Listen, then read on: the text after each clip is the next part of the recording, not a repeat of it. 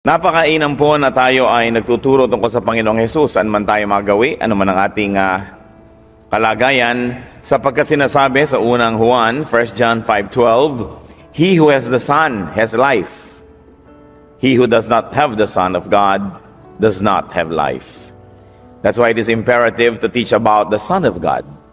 Napakahalaga na ang katuruan tungkol sa anak ng Diyos ay atin pong ipalaganapin, sapagkat sino man ang mayroong Panginoon sa kanyang puso ay may buhay, may kaligtasan, at sino man ang wala na lugar sa kanyang puso para kay Jesus ay walang kaligtasan, walang buhay. Napakalinaw po ng sinabi diyan. So we must share the truth and scatter the word of God, scatter the work of God everywhere. Ito po ang tema ng ating pag-aaral ngayon, at hanapan natin ang puwang sa ating buhay ang mga application nito. Ang pamagat, just keep scattering seeds. Patuloy na maghasik, patuloy na magtanim. Nagpapasalamat po kami, Panginoon, sapagkat maaari kaming tumawag sa inyo. Nagpapasalamat kami sapagkat maaari kami makinig ng iyong salita at binibigyan mo kami ng karunungan na maunawa ang mensahe nyo para sa aming lahat na sabay-sabay at para sa isa-isa sa amin na personal. Patuloy nyo kaming linisin, Panginoon. Humihingi kami ng kapatawaran sa aming mga kasalanan. Nawa po, Panginoon, ay buuin nyo ang mga pusong nakakawasak-wasak at nasisira. Ang aming pagkataong kuminsan ay nadudungisan at nababasag ang aming pagkakilala sa aming tunay na pagkatao. Panginoon, restore us. Restore the dignity that you have bestowed on man. Restore our emotions. Restore even our physical health. Restore our mind and our intelligence so we can discern and see the truth. Restore our sight, O God, so we can see.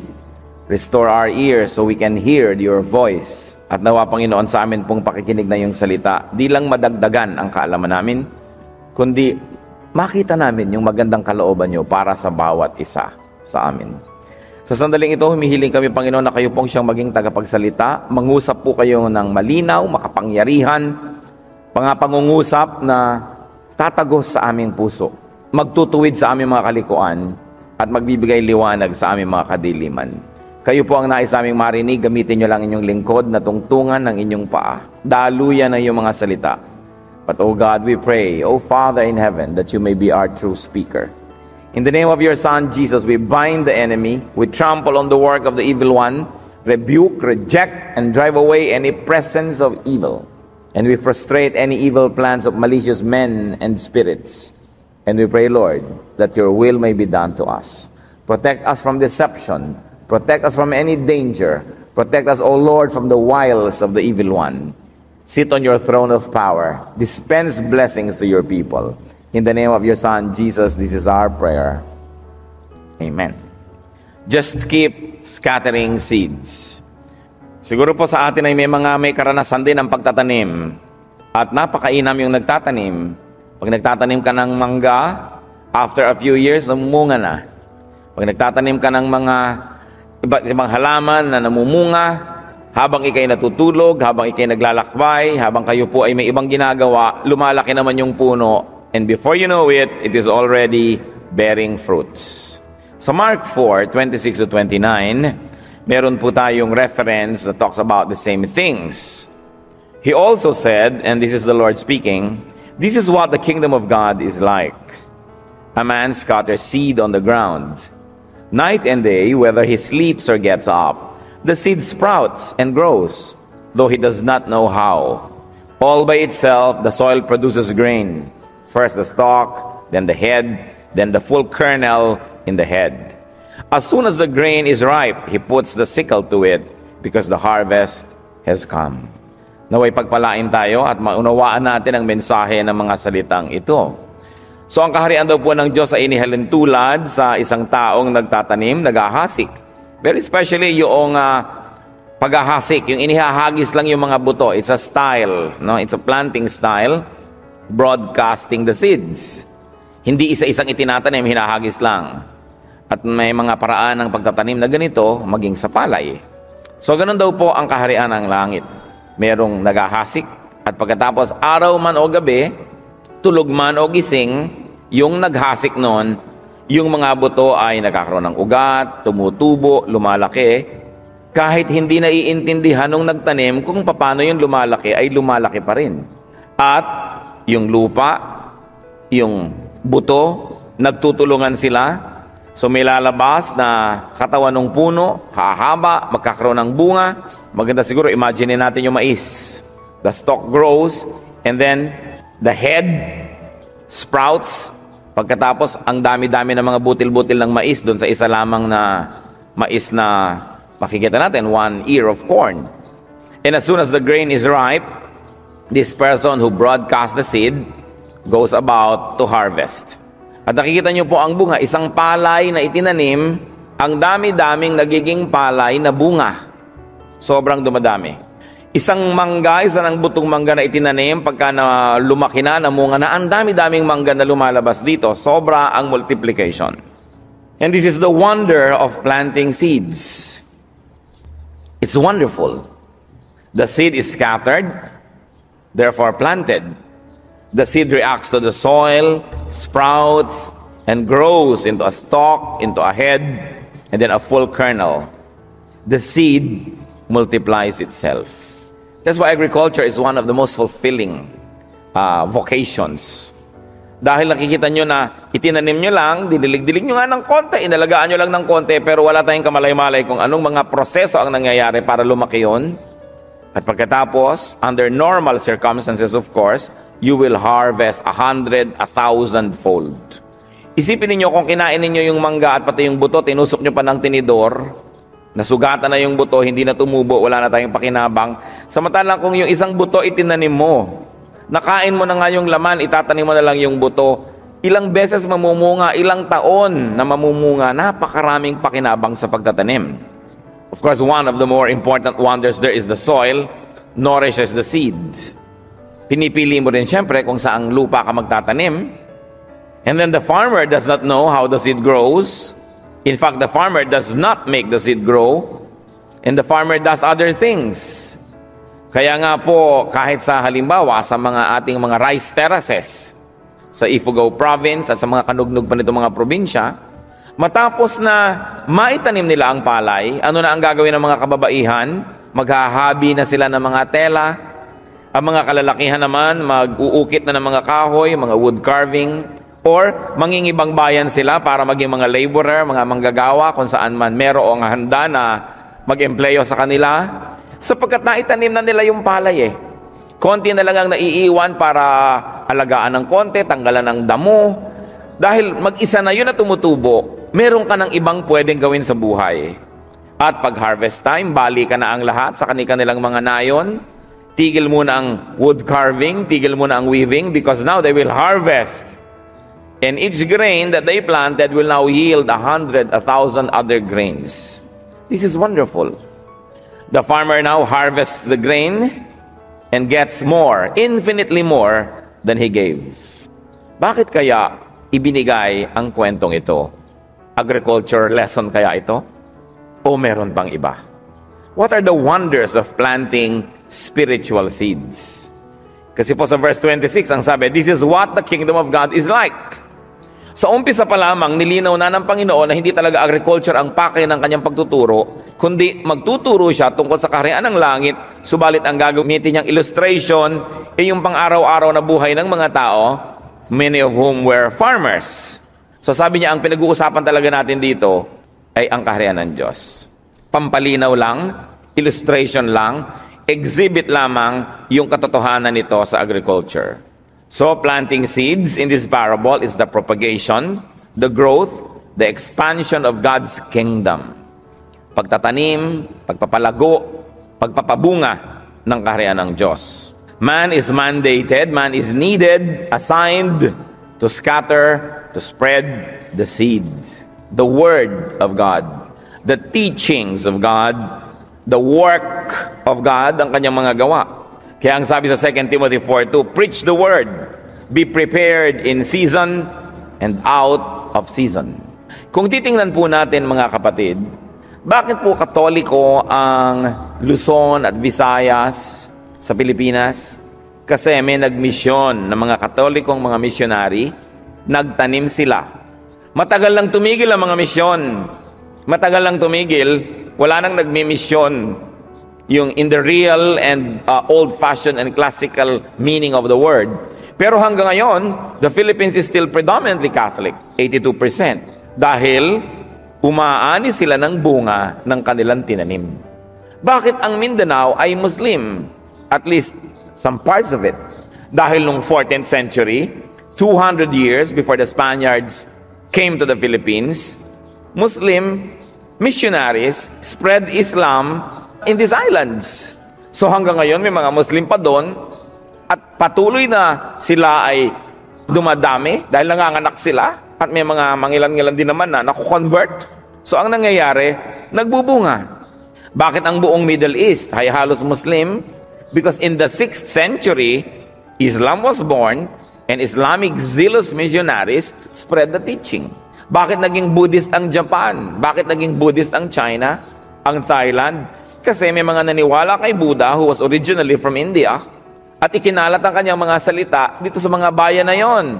Bakit komunista ang China?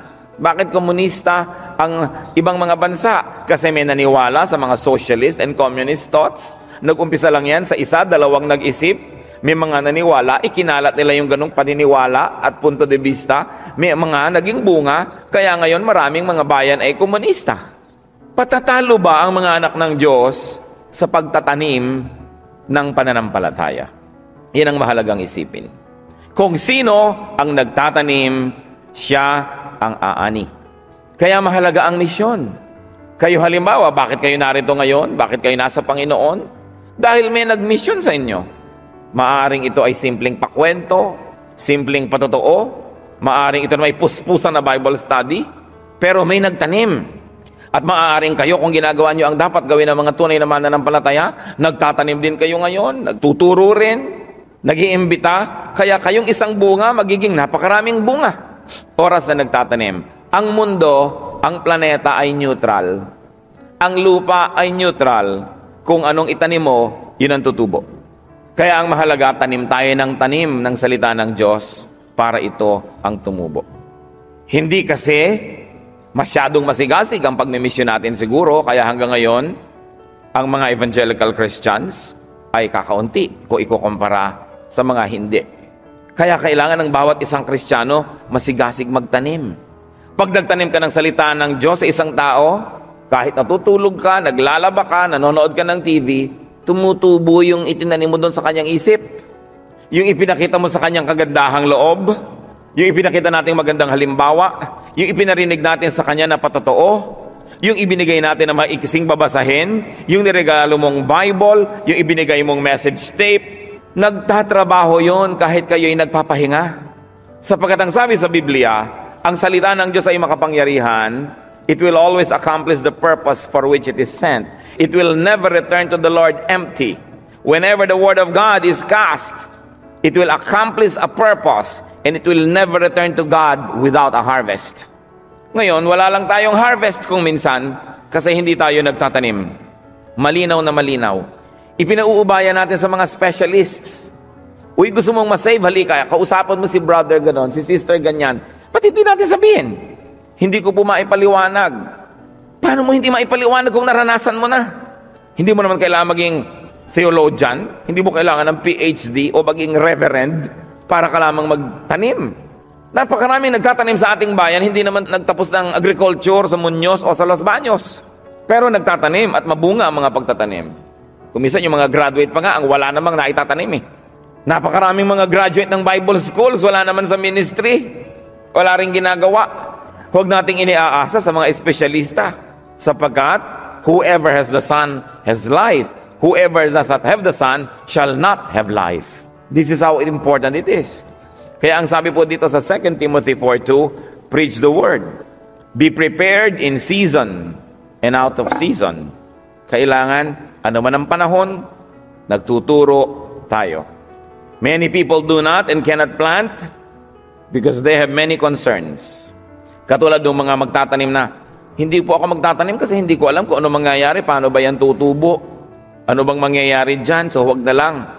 Sabi nga nung pelikulang Jurassic Park, life finds a way. Yung buhay mismo, gumagawa ng paraan na mabuhay siya.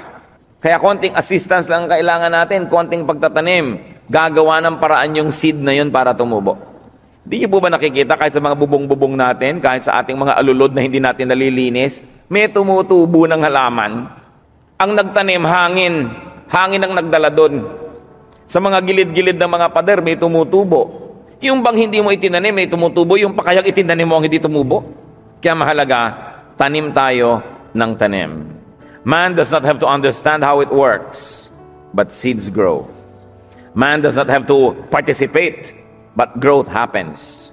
Sabi sa 1 Corinthians 3:6, sabi ni Pablo, I planted the seed, Apollos watered it, but God made it grow. So kung kayo nagtanim ng seed of salvation, ng seed of wisdom, ng seed of God's word, may iba naman taong magdidilig. Kahit hindi kayo magkakilala. Halimbawa, ang isang tao medyo bumukas ang isip sa pagiging isang born-again Christian dahil humanga sa inyong magandang patotoo, nakapagtanim kayo noon.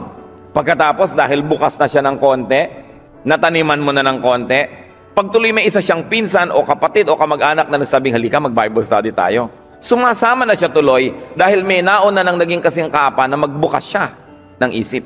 So, iba na ngayon na magdidilig. May kakanta, maganda ang kanta, nadiligan siya. Merong nagpatotoo, merong nag-message, nadiligan, tumubo, pero ang nagpapatubo daw ang Panginoon. Isang malaking hiwaga kung bakit ang Panginoon na makapangyarihan sa lahat, binibigyan tayo ng halaga na tayo ang kanyang ginagamit para maligtas ang ating kapwa-tao. Ang ating pagtuturo, ang ating patotoo, ang ating imbitasyon, ang ating mga panalangin ay mahalaga para isang tao ay mataniman ng salita ng Diyos. Ginagawa po tayo ng Diyos na partner sa kanyang ministry of salvation. And it gives us importance, though we are not really important on our own. Kaya pag tayo pinahahalagahan, dapat naman natin napahalagahan yung pagpapahalaga sa atin. Hindi yung binabaliwala natin yan. Man, very interestingly, harvests and benefits many times over.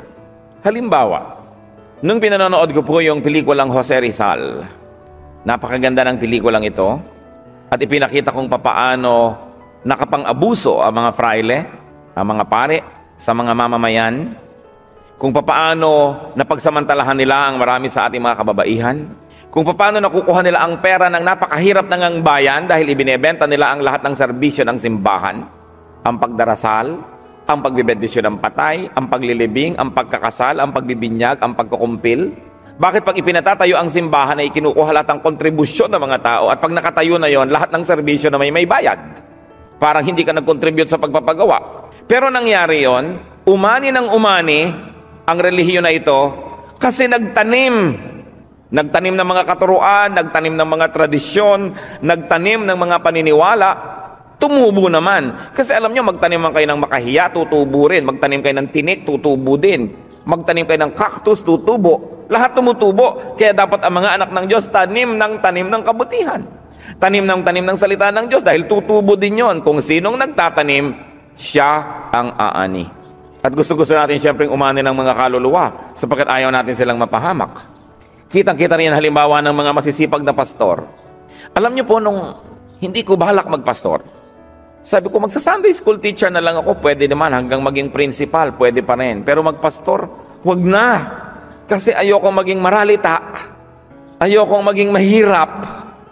Tapos yung pinsan ko, sinabihan pa sa akin, oy, sabi ko noon, mahirap maging pastor, magiging pobre ka. And you know, you've got to learn poverty from childhood, otherwise you will never understand it. Sabi niya gano'n, sinisira pa loob ko.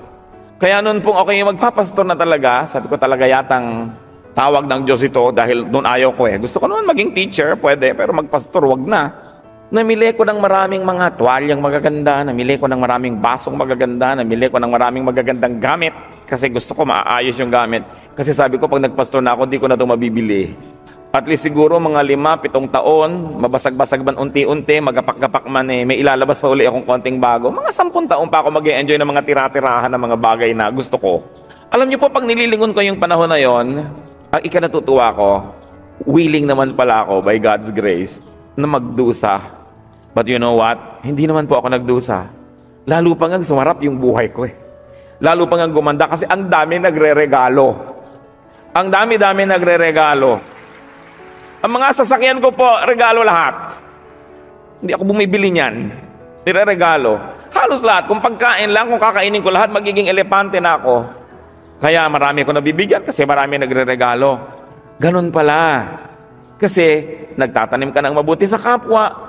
Sila ay nagkakaroon ng kahit man lang konting kaliwanagan, ginhawa, guidance, sinusuklian nila. Kaya ang pagtatanim, laging may bunga. Salamat na lang, hindi ko naisip yan nung araw na magpapasonga ako, magtatanim para ako umani. Salamat na hindi ko yun naisip. Akala ko talaga ang niyayakap ko ay isang karukhaan. Pero hindi naman pala ganun. Kasi pag nagtatanim ka talaga, yun ang rule of life, may ani. Kaya kung walang nagre-regalo sa inyo, alam nyo ang sagot. Wala sigurong tinatanaw. Wala siguro tayong naitanim. Bagamat may mangilan-ngilan naman, natanim ka nga ng tanim, ayaw pa rin mamunga. Papaya man, may ganun Pero hindi naman lahat. Hindi pwedeng lahat ng tinamnan mo ng mabuti, limutin ka. Hindi naman pwedeng lahat ng ginawan mo ng mabuti, hindi man lang magsukli. Kaya kung may 2, 3 na hindi ka maaalala, may 7 pang makakaalala niyan out of 10. Pero ang maganda po, tanim lang tayo ng tanim, hindi dahil sa gusto nating umani. Pero ang ganong kabuti ang Diyos, siya'y makatarungan. Lahat ng mabubuting gawa, binibigyan niya ng gantimpala. So, this man harvests and benefits many times over. Kaya sino man po ngayon ang mga major religions in the world, kasi nagtanim sila. Mahalagang magtanim, lalo't naniniwala tayo, if Christ died for this, then it must be worth planting. And if Christ not only died for this, but actually lived again because of this, then it's worth planting all the more. Ito pong si Pablo, nung siya may mga kinukuha, hinihingi ng mga tulong, sa kanyang mga nahango mula sa impyerno, dadala niya sa langit ang buhay. Mula sa kadiliman, dadala niya sa liwanag. Mula sa kalikuan, dadala niya sa katuwiran. Sabi niya sa 1 Corinthians 9:11, if we have sown spiritual seed among you, is it too much if we reap a material harvest from you? Sabi niya, kung kayo, nataniman namin ng spiritual na mga butil, at nagkaroon kayo ng buhay na walang hanggan, nagkaroon kayo ng kaliwanagan, ng kaligtasan, kung kami nagtanim sa inyo ng mga spiritual na bagay, malabis ba naman na asahan namin na aani man lang kami kahit man lang material things from you? Yun ang sinasabi ni Paul. Malaswa ba na tulungan ninyo ako at tustusan ninyo ang aking mga misyon at pagpunta rito at pagpunta ron? Sabi ni Paul. Masagwa ba na pakanin nyo ako at bigyan nyo ako ng matitirhan? Na binigyan ko kayo ng espiritu, spiritual life? Sabi niya ganun, is it too much if we reap a material harvest? Ipinakikita lang dito ni Paul, ang nagtatanim dapat talagang umani. Hindi yun pangit, hindi yun masama. Yun ang dapat. That is the law of nature, and God is the author of the law of nature. Another wonder is that the seed, once planted, reacts with the soil, the recipient, the environment. Ang itinanim po nating salita ng Diyos, patotoo, witness, story, encouragement, prayer, will do its work. It will react. Kaya mas maraming itinatanim, mas malaki po ang pagkakataon na mas marami ang tutubo. May mangilan-ngilan man dyan na hindi tumubo agad. Sa dami ng itinanim nyo, batting average, you will still have a good harvest. So the seed grows even without the planter's consciousness and effort. Kuminsan po, may mga lumalapit sa inyong lingkod, sinasabi, naku, nasave po ako dahil nadinig ko yung tape nyo. Nakikinig po ako sa radyo, tinanggap ko ang Panginoon. Sabi ko, akalain mo nga naman yan. Madalas pagka yung ating mga radio program ay tumutugtog, lalo't umagay, tulog pa ako.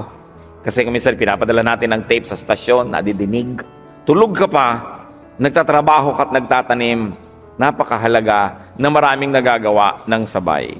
Sabi niyo ba, Pastor, hindi po ba kayo nagla-live? Sabi ko, pag nag-live program ako, wala na ako ibang nagawa sa buhay dahil 2 oras ang traffic patungo. Magla-live ka ng 1 oras, 2 oras pa uwi, 5 oras na naubos na, pagod na ako doon. Wala na ako ibang magagawa sa buhay.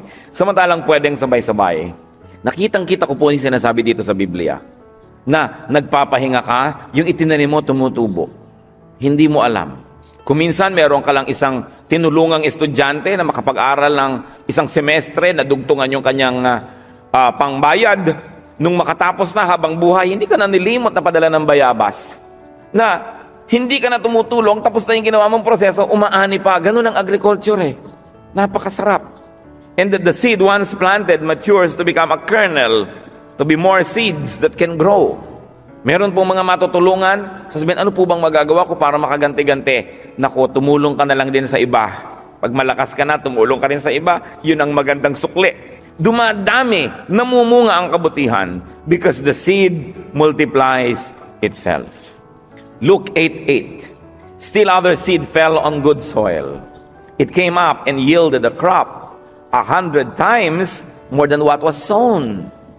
So unbelievers become believers, believers become many believers. It's beautiful. But remember, it begins with just a seed. It begins with just a man who plants it. Galatians 6:7 says it very clearly, a man reaps what he sows. Kung ano ang itinanim, aanihin. So ano po ang pwede natin maging conclusion dito sa ating maiksing babasahin na yan? Plant seeds all the time. Physical seeds, maaari na. Kung gusto nyo maging masyadong literal, magtanim kayo ng fruit-bearing plants. Dito po sa aming tinitirhan sa Taguig, ang lupa ay napakatigas, bato. Talagang adobe ang lupa. Kaya damo lang ang tumutubo at mga konting shrubs. So ano pong ginagawa namin? Ipinahuhukay pa, iniuupa pa sa mga professional na manghuhukay dahil napakatigas. Ang mga batong ito, gagawa ka ng mga isang dipang hukay na square, lalaliman ng lalalimang lampas tao, palalagyan namin ng matatabang lupa galing sa Los Baños, sa aming lote doon, at tataniman namin halimbawa ng mangga. Alam niyo po yung mga itinatanim namin ngayon, namumunga na. At tuwing panahon ng pamumunga, namumunga, ang konsuelo mo, ganun na lamang. Kaya kahit yung mga puno-puno natin dito, pinapakolekta ko yung mga dahon, inuuwi ko pa para sigan sa ilalim, para pausukan. Siyempre, inaalagaan mong puno mo para mamunga. Pero yung mga kapitbahay namin, hindi naman sila nagtatanim, edi titingin-tingin lang doon sa bunga. At kung nalilingat ka, yung mga anak-anak nila, inaakyat ang puno mo. Kasi wala sila. Gagawa ka ng paraan, magtatanim ka. This is one thing I learned from my father. My father always kept planting fruit-bearing trees. Yung tanim ka ng tanim. Kaya minsan may itinatanim ako. Sabi nung isang tiya ko, aba, mamumunga yan. Sabi ko, tita, hindi na para sa atin yan. Para na yan kila Emilio, ito, mga batang ito na silang aanin na yan. Pero kailangan ka magtanim. Alam niyo po, marami tayong inaani, tanim na magulang natin. Kaya ang mga magulang, tanim din ng tanim dahil para may anihin ang mga anak nila. Ikaw naman na anak, magtatanim ka rin. Ang gagawin naman ng apo, ibebenta. Ang mga magulang, mag-homestead, gagawa ng mga farm, magtatanim, mai-enjoy ng anak. Pag apo na, ibebenta ang buong farm. Palibas at mga walang malasakit. Kaya dapat po natin nakita, lagi magtatanim. Physical seeds, good deeds, kabutihan. Meron po kami isang kamag-anak na wala na kaming ginawa, kundi halos sambahin yun pag pinupuntahan namin, turo ng magulang namin, talagang sobrang galang, regalo. Nung malaman namin, bakit? Kasi daw nung panahon ng Hapon, nung nag-evacuate sila, nakitira sila doon na isang linggo at pinakain sila. Isang linggo silang pinakain habang buhay kami tumanaw. Kasi ganun talaga. May tanim. At yung mga utang na loob, itinuturo mo yan sa anak mo.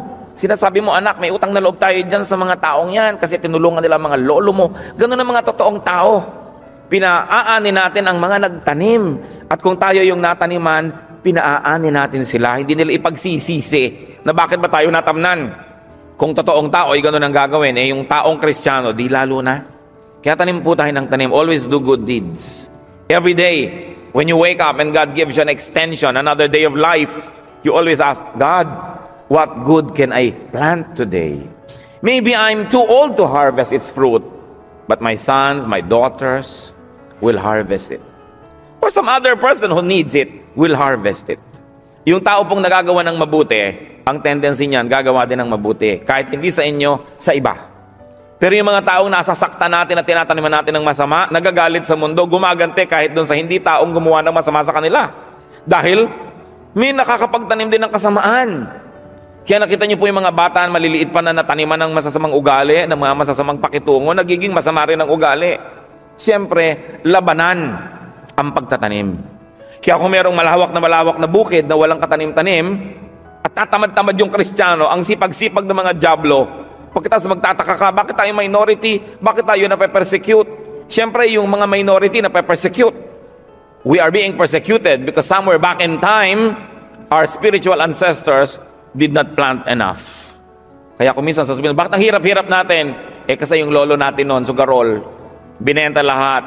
Ba't ang hirap-hirap natin? Kasi ang magulang natin, hindi man lang nagsikap, nagbingo ang nanay natin, ang tatay natin, naglasing ng naglasing, nagsabong ng nagsabong, kaya tayo mahirap. Inaani ng susunod na henerasyon yung kapabayaan ng mga nauna. Pero inaani rin ng mga henerasyong sumunod yung kabayanihan at sipag ng mga nauna. Mahalaga magtanim, lalong-lalo na ng spiritual seeds. God's words, God's teachings. Galatians 6:9, let us not become weary in doing good, for at the proper time we will harvest. We will reap a harvest if we do not give up. Huwag magpanghinaan ng loob, magpakasipag, magbanat ng buto, magtanim ng salita ng Diyos. Sa ating mga kamag-anak, sa ating mga kapitbahay. Kasi yung kapitbahay mo na dating bumabato sa iyong bahay, pag nagkakantahan kayo at may Bible study, pag nataniman mo ng mabuting salita, mamaya aakyatin yung bubong mo at i-repair niya. At pag may Bible study sa bahay mo, daladala niya yung lumpia, daladala niya yung maruya, dahil sabi niya, uy, may mga bisita, kaya tapakanin mo. Kasi nataniman mo mabuti. Kasalanan din natin dahil marami nagpe-persecute sa atin kasi hindi tayo nagtatanim. Psalm 126 verse 5, those who sow in tears will reap with songs of joy. Yun daw po nagtatanim na may kasama pang luha, hirap na hirap, pagod na pagod. Yan naman ay aawit at sasayaw sa panahon ng tag-ani. Do not worry about many things. Do not worry about many issues. Kung marami kayong mga theological issues na hindi naiintindihan, maraming verses na hindi memoryado, maraming katuroang hindi pa lubos na nauunawa, ipasa Diyos nyo na lang yon. Ang mahalaga, just plant seeds. Kung ano yung meron kayo, i-share nyo. Whatever story you have, testimony you have, speak. Acts 4:20, for we cannot help speaking about what we have seen and heard, and testify. Laging magpatotoo tungkol sa kabutihan ng Diyos. 2 Timothy 1:8, do not be ashamed to testify about our Lord, and just invite and bring people to the Lord. Sa John 4:29, meron pong nakakilala sa Panginoon, dinala sa kanyang kapatid, sabi, come, see a man who told me everything I ever did. Could this be the Christ? Well, this is the woman at the well. Sabi niya, tingnan ninyo, ito na kaya ang Kristo? Inaantay natin eh. Sabi niya, halika. At dahil niyaya lang niya yung mga tao, wala siyang sinabi, hindi siya nagturo, niyaya lang niya. Yung buong baryo, nakausap ng Panginoon, makaawa sa kanyang huwag pang umalis, at 3 araw pa ang Panginoon nagturo doon ang nagturo. Dahil lang yung isang babae, sabi, halika kayo, meron akong nakita dong tao, ito na kaya. At si Andrew, sabi niya sa kanyang kapatid, meron akong nakita, ito na kaya? Halika, tingnan mo. Come and see. Yung kapatid niya, si Peter. Can you imagine there was a Peter because there was an Andrew who invited him? You may not be Peter, but you can be an Andrew. So much more if you can be both. Look at the growth of Christianity. Look at the growth of any movement. All it takes is one person and some people to scatter the seeds. Ang Panginoong Jesus, ang 12 niya mga disipulo. Ano na ang Christianity ngayon? Kita nyo, kumalat sa buong mundo dahil may mga disipulo. Scatter the seeds of Christ and Christianity and let the Lord do His part. The soil will do its part. The seed will do its part. And when you plant, you get closer to harvesting even while you are asleep. Ang mahalaga po mga kapatid, magtanim muna kayo bago kayo matulog, bago kayo magpahinga, bago kayo magbakasyon. Kasi kung wala kayong itinanim, nakatulog kayo ng 8 oras, sayang yung 8 oras dahil dapat sana tumubo na yun. Wala kayong itinanim, nagbakasyon kayo ng 2 buwan, sana may tumutubo na. Kaya nga ngayon mga kapatid, habang bata pa kayo, habang may panahon pa, kung meron kayo kahit kaprasong lupa, magtanim na. Para abutan nyo pa ang pamumunga. Isipin nyo, magtatanim lang kayo ng kaprasong puno, magkakarnabal kayo, manonood kayo ng pelikula, magsha-shopping kayo, matutulog kayo, magsuswimming kayo, yung puno, tumutubo, lumalaki. It's important that many things happen at the same time that don't need your direct participation. Kung gagawin po natin isang napaka-practical na application nito, o bata pa kayo, naghahanap buhay kayo, clerk kayo, dyan sa City Hall, paano kayo magkakaroon ng maraming bunga? Hindi naman dadami yung akinsit katapusan na sweldo nyo, yun na. So, bago ka magpahinga, bago ka magpasarap, bago ka maggagasta, mag-iipon ka lang ng konting pera mula sa iyong sweldo, ibigay mo sa isang kamag-anak mo sa probinsya, magpaalaga ka ng 2 baboy. So habang nagke-clerk ka dito, yung baboy mo lumalaki, meron kang aasahan kita doon, may kita ka pa dito. Kung nagpaalaga ka pa ng kambing sa kabila mong pinsan, kung ikaw ay nagpatanim ng isang pitak ng palay doon sa isang bukid, Di ang daming nangyayari habang ikaw ngayon ay may iba pang ginagawa. Kahit nagpapahinga ka, maraming nangyayari. Aasenso ang buhay mo. Marami kasing tao, hindi aasenso dahil yun lang ginagawa nila. Doon lang sila nakatutok. Wala silang ibang tanim. Kailangan marami kang tanim.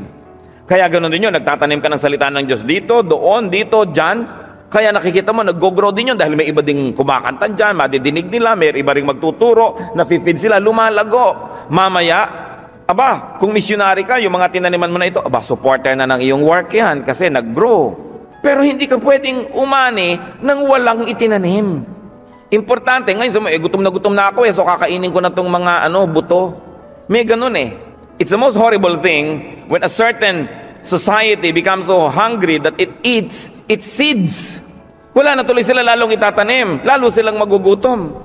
So ang kailangan marunong tayong magtabi para may maitanim. Gaano ba kamahal magpaalaga ng isang maliit na biik? Nagkaroon pa ng magagawa yung isang pinsan mo sa probinsya. Kinakain lang naman yan, mga kopra-kopra, mga dahon ng kakawate at kung ano-ano pa. So kailangan marami kang itinatanim kung saan-saan. Marami kang ginagawa. Hindi ka man umani dito, aani ka doon. Hindi ka umani dito, aani ka doon. Look at the people who become prosperous. That is their way. They are earning while they sleep. Habang tayo nagkukumahog at pagod na pagod, bawat nating kinikita ay talagang dugo at pawis. Some are smarter than others. It's not enough that you work hard. You have to be smart so that you will maximize the harvest in this life, while if possible, you minimize hard work. You have to be wise. So keep planting.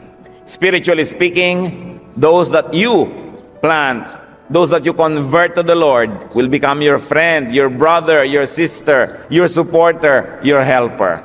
And won't you want that? Because you're committed to the work of the Lord? Won't you want to be helped, to be supported? Won't you want the work to grow? So it is important.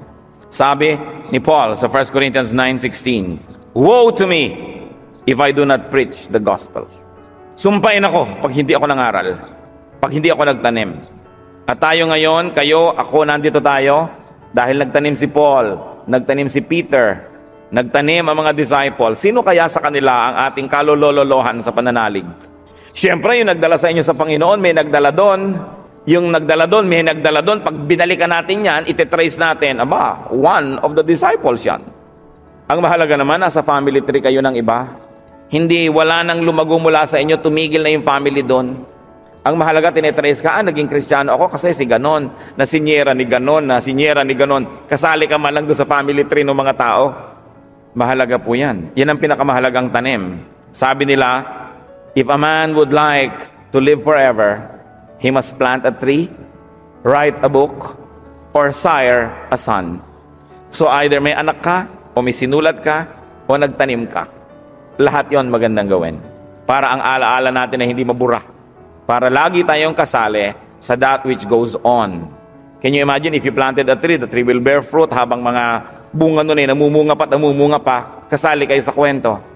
Pag may sinyeran kayo ng Word of God, may sinyeran siya, may sinyeran yun, sumali kayo sa kwento. Kung ano yan, kung multi-level marketing yan, ang dami-dami nyo ng overriding commission. Yung iba, ang galing-galing sa multi-level marketing. Ang itinitinday kung ano-ano, di lalo naman kung para sa Panginoon yun. Ayaw nyo bang makasali dun sa isang leg dito, isang leg doon? Tapos habang nagtatrabaho yung mga nando sa babang ni hindi mo kilala, kumikita ka, nagkakaroon ka points. Points in heaven pa. Di ba masarap yun? Acts 5:28, "We gave you strict orders not to teach in this name," he said. "You have filled Jerusalem with your teaching." Ito po yung sinasabi ng mga high priest nung Sanhedrin sa mga disciples ni Lord. Inawat nila, tumigil kayo ng katuturo sa pangalan ni Jesus. Hindi sila naawat.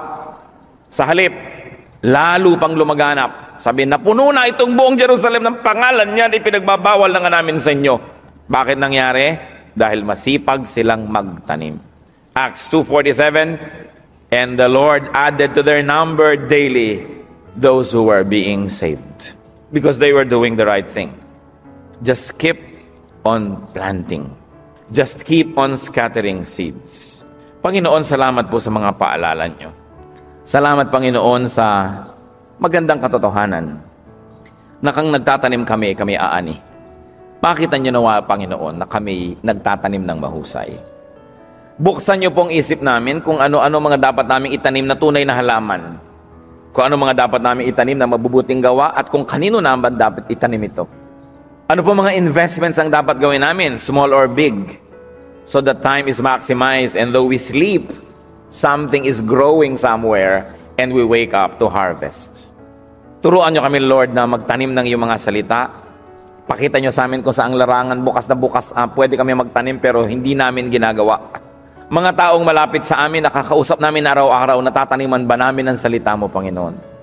Ipakita mo po sa amin kung saan kami dapat magtanim, kung ano po aming mga pagkukulang, at paliwanagin mo pa sa amin yung mga tama namin ginagawa para lalo pa namin mapag-ibayo ang pagtatanim. Panginoon, maiksi ang buhay na ipinahihiram nyo, pero sapat na ito para makapagtanim kami ng maraming bagay. While life is short, it is always long enough to plant and to harvest in one lifetime. Teach us, Lord, not to waste time. Teach us to number our days. Teach us to be wise. Mga kapatid, magbulay-bulay tayo sandali. Hingin natin sa Panginoon Diyos ang personal na mensahe niya sa atin. Maging ito may pagtatanim ng tunay na halaman or investing financially, increasing our capacity to harvest materially, at lalong-lalo naman pagtatanim ng kababutihan, mabubuting gawa, pagtulong sa kapwa, at pagtatanim ng kaharian ng Diyos sa puso ng mga tao. Hilingin natin sa Panginoon, imulat ang isip natin na makita natin ang ating mga opportunities. May the Lord bless us as we ponder what we should do with this message.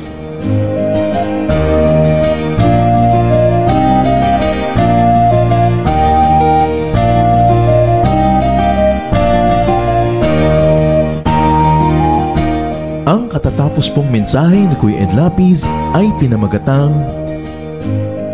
Just Keep Scattering Seeds.